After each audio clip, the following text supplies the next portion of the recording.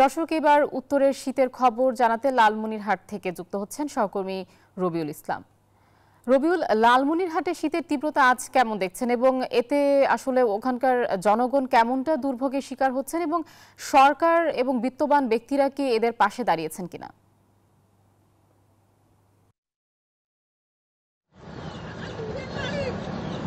ধন্যবাদ আয়শা। আপনি জানেন যে উত্তরের হিমালয় পাদদেশে লালমনিরহাট জেলায় অবস্থিত।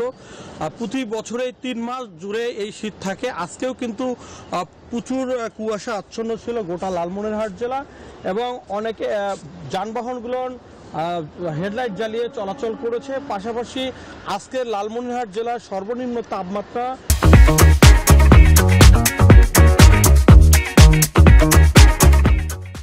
11.5 ডিগ্রি সেলসিয়াস।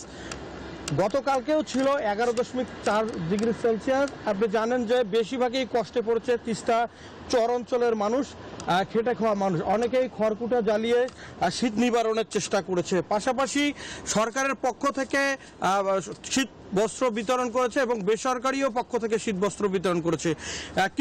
আমরাই কিংবদন্তি একটি সংগঠন গতকালকে তিস্তা চর এলাকায় 1000 কম্বল বিতরণ করেছে।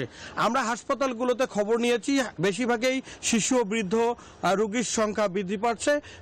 বেশিরভাগই নিউমোনিয়া, জ্বর, শ্বাসকষ্ট এ ধরনের রোগে আক্রান্ত হচ্ছে। তো এই ছিল আমার কাছে সর্বশেষ। ফিরে যাচ্ছি আয়শার কাছে।